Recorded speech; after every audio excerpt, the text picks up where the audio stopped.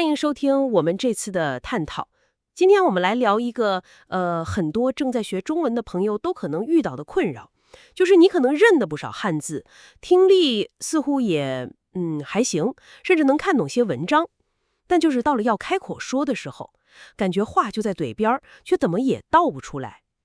我们确实收到一些学习者的反馈，大家描述的情况很相似，就是打字发中文信息没问题，听懂播客视频的部分内容也不难，可一旦需要张嘴说话，就觉得特别卡壳，好像有道无形的墙挡在前面。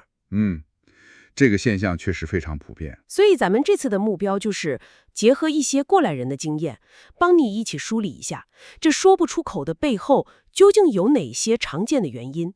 但关键的是，有没有什么能真正帮到你的突破方法？对，这个几乎是所有外语学习者都可能在某个阶段碰到的难关。它往往不单纯是你知道多少词、多少语法的问题，很多时候它和我们的心理状态还有练习习惯是紧密相关的。今天我们就来深入看看，到底是什么在阻碍你自如地用中文表达，又该如何有效地解锁你的口语能力。好，那我们先从最常被提到的一个原因说起吧，害怕。这听起来有点笼统，但具体拆解一下，似乎是怕发音错误，怕语法不对，怕词用得不地道。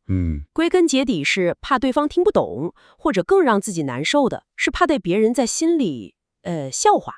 这么看，很多时候可能不是不会说，而是不敢说。对，这让我想起自己学外语的经历，完全感同身受。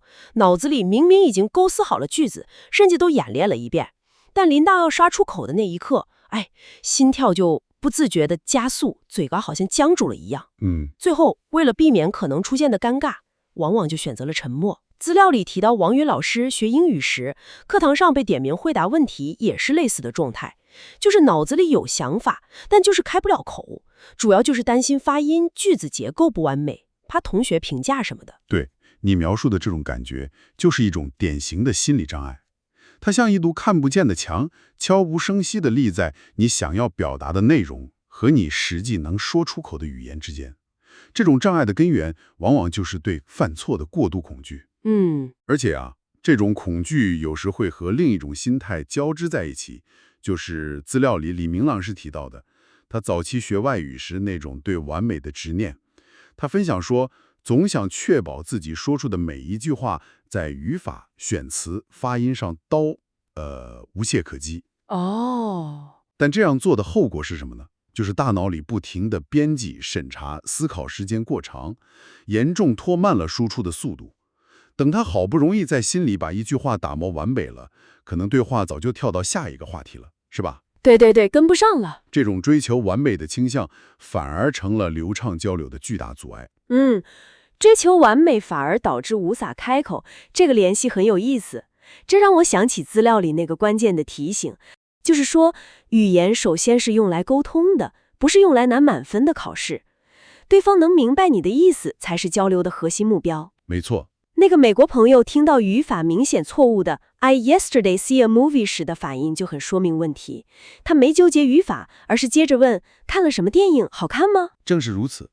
这个例子非常生动地揭示了沟通的本质，信息的有效传递往往比语法形式的绝对正确更重要。尤其是在日常交流中，人们更关注的是你说了什么，而不是你说的有多完美。所以理解并接纳这一点，有意识地降低对犯错的恐惧感，可以说是突破口语障碍的第一步，也是非常关键的一步，心理建设。明白了，首先要在心态上给自己松绑，能听懂意思比零错误更重要。那我们接着看，除了心理上的障碍，资料里还指出了一个学习方法上的常见问题，提到了输入和输出这个概念。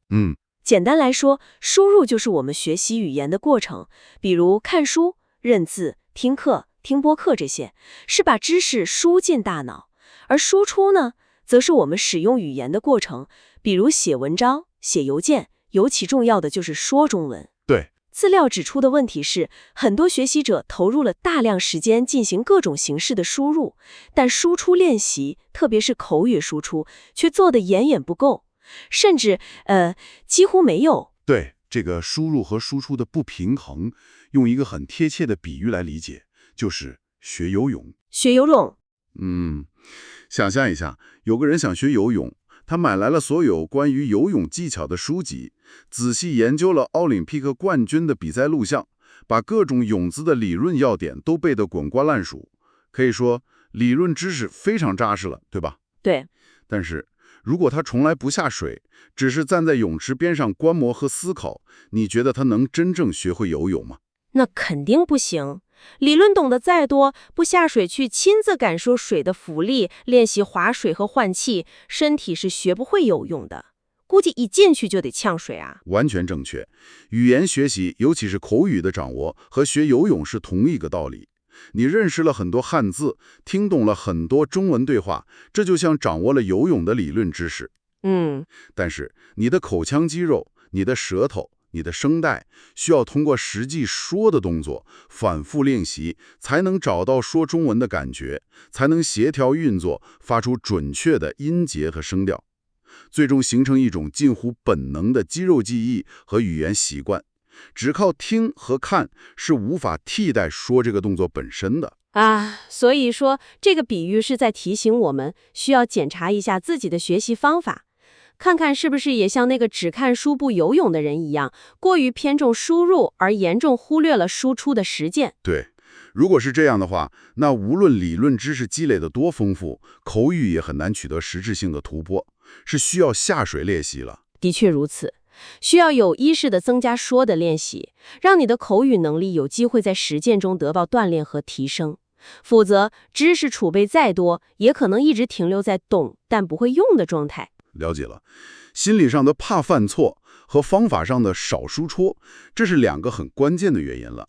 资料里还提到了第三个，其实和我们刚才谈到的害怕犯错，以及李明老师经历里的追求完美都有关联，就是过度追求完美本身造成的障碍。里面用一个叫玛丽的学生的例子来说明。玛丽的例子。据说这位玛丽同学中文水平其实相当不错，学了2年，认字量很大，甚至看中文新闻也能理解大意。但她在课堂上却很少主动发言。老师后来了解到，她不是没有想法或者不知道怎么说，而是在想说一句话的时候，脑子里会瞬间冒出太多自我审查的问题。比如这个词用的地道吗？中国人会这么表达吗？我的声调都对了吗？这个语法结构是不是太简单了？等等等等。这样反复思量权衡，反而把自己卡住了，最后干脆就不说了。他潜意识里想让每一句话都达到接近母语者的完美标准，结果却是什么都没说出来。这就是陷入了典型的完美主义陷阱。语言表达，尤其是口语，是需要一定流畅性和及时性的。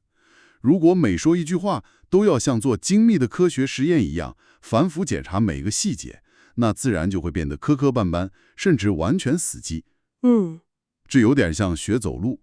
如果一个人每迈一步都要精确计算脚该落在哪里，身体倾斜多少度，那他反而可能连路都不会走了，是吧？是的，确实是这样。所以，针对这种情况，资料里给出的核心建议非常实用，也很有启发性。忘掉完美，先追求完成。先完成，再完美。对，这句话的意思是在开口说话的初期阶段，不要把目标定在说出100分无懈可击的句子。你的首要目标应该是先想办法把你的核心意思表达出来，让对方能大致听懂你在说什么。哪怕这个句子只有60分，只要达到了沟通的基本目的，就是一次成功的完成。先完成再完美，这个理念听起来确实能减轻不少压力。但具体怎么操作呢？比如说，我想表达一个稍微复杂点的意思，比如我今天下午和朋友去咖啡馆喝了一杯拿铁。如果我觉得里面有些词或者语法点不确定，怎么应用先完成的原则呢？很好的问题。应用这个原则的关键在于简化和抓核心。如果你觉得完整的说出我今天下午和朋友去咖啡馆喝了一杯拿铁有困难，比如你不确定拿铁怎么说，或者觉得句子结构有的是复杂，那就可以先抓住最核心的信息：谁、我、朋友、时间、今天、做了什么、喝咖啡，然后用最简单、你有把握的词语组合起来。比如你可以说今天我朋友喝咖啡，甚至更简单，今天朋友咖啡。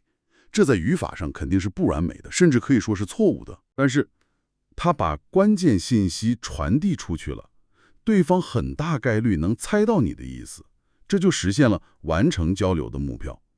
先做到这一步，让自己敢于开口，并且能够被理解。随着你不断的练习和积累，自然就能逐渐说出更完整、更准确也更完美的句子。但起点一定是先敢于完成最基本的表达。哦，明白了。用最简单的词汇先完成核心信息的传递，这个方法很具体。好了，我们梳理了可能阻碍我们开口说中文的3个主要原因：心理上害怕犯错，学习方法上输入远大于输出，以及心态上过度追求完美。那么，了解了原因之后，更重要的是怎么办？针对这些问题，资料中提供了哪些实际可行的解决方案呢？对，分析原因最终是为了找到解决之道。好消息是，资料里确实提供了一些非常接地气，而且几乎人人都可以尝试的练习方法。第一个方法听起来可能有点奇怪，叫做自言自语。自言自语就是自己跟自己说话，这听起来好像有点孤独。但它具体要怎么做呢？对提高口语有什么帮助？它的操作其实非常简单，就是利用你日常生活中的各种场景，用你目前掌握的中文词汇和句型来描述你看到的东西，你正在做的事情。比如，早上起床，你可以看看窗外，对自己说：“早上好，今天天气不错。”吃早餐时，拿起一个苹果，可以说：“这是一个苹果，苹果是红色的，我喜欢吃苹果。”看到桌上的电脑，可以说：“这是我的电脑，我用电脑工作。”就用这样最简单、最基础的句子开始。这个方法的好处在哪里呢？首先，它不需要听众，你可以在任何方便的时候进行，比如一个人在家做家务、散步的时候。这就大大降低了心理门槛，因为没有别人在听，你完全不必担心犯错或者被评价，可以非常放松地去说。这倒是。其次，也是最重要的，这种练习能帮助你养成用中文思考和表达的习惯。哪怕只是简单的描述，也能促进你的大脑和发音器官之间的连接，让说中文这个动作本身变得更自然、更熟悉。资料建议可以每天坚持练习个10分钟左右，日积月累，你会发现自己能更快地组织语言，也更敢于开口了。这个自言自语法听起来确很有价值，尤其对于那些性格比较内向或者暂时找不到练习对象的学习者来说，提供了一个零压力、随时可行的练习方式。那除了自己跟自己说，还有没有和其他人互动的练习方法呢？当然有。第二个方法就是建议去寻找语言伙伴，也就是 language partner。语言伙伴？对。现在互联网很发达，有很多平台或者社群可以帮助你找到母语是中文，同时又想学习你母语的人。这样你们就可以互相帮助，结成语伴。这种语伴模式具体怎么操作比较好呢？比较常见且有效的方式是，你们可以约定每周进行1次或几次固定的线上通话或视频聊天，比如每次聊30分钟，那么可以约定前15分钟专门用中文交流，后15分钟则换成用你的母语交流。这样挺公平。对，这样双方都能得到练习的机会，也更有动力坚持下去，对吧？是的。和真人进行交流，最大的好处是能让你接触到真实的、活的语言。你不仅能练习听力理解，更重要的是能在真实的互动中锻炼你的口语表达能力。而且语伴通常能给你提供一些及时的反馈，比如纠正你的一些错误，或者告诉你更地道的说法。这是自言自语或者看书本无法替代的。寻找语言伙伴进行线上交流，这确实是个好主意。但如果有些人觉得线上交流还是不够真实，或者想挑战一下自己呢？资料里还有没有更进一步的建议？有的。第3个方法可以说是最大胆，但也可能带来最大成就感的方法，那就是勇敢地走进真实世界去交流。意思是鼓励我们直接在现实生活中找机会和人用中文说话，哪怕是最简单的几句。没错，就是鼓励你利用生活中的各种机会，比如购物、问路、点餐等等，主动尝试用中文进行交流。哪怕只是寥寥数语。资料里举了一个很生活化的例子，去水果店买水果。在中国，如果你看到水果摊主是一位看起来比较和蔼的年长女性，通常可以称呼她阿姨。这个称呼很常用。那可以怎么开始呢？你可以从最简单的问候开始，走到摊位前，微笑地说一句“阿姨你好”，然后指着你想买的水果，问一个非常基本的问题：这个多少钱一斤？这里可以顺便了解一下，斤是中国常用的重量单位，1公斤等于2斤，也就是1斤等于500克。哦，了解了。斤。店主阿姨可能会告诉你价格，比如5块钱1斤。你可能一下子没听清或者听不懂数字，这完全没关系，非常正常。你可以指自己的手机计算器，或者用手势比划一下，请他输给你看或者写下来。你看，即使是这样一次简单的互动，你可能只说了你好和多少钱1斤这2句中文，但这已经是一次非常了不起的真实的中文交流实践了。我能想象这种在真实场景下完成哪怕一次微小的交流带来的那种成就感和信心提升，可能是做多少练习题都无法比拟的。对，它会让你真切地感受到，原来我是可以用中文和人沟通的。这种积极的反馈会激励你进行下一次尝试。正是这样，所以这个方法的关键在于敢于尝试和积少成多。不要害怕开始时说的不完美，也不用给自己设定太高的目标。今天鼓起勇气和水果摊的阿姨说了你好，明天可能敢问多少钱，后天或许能尝试讨价还价，或者和出租车司机聊几句天气。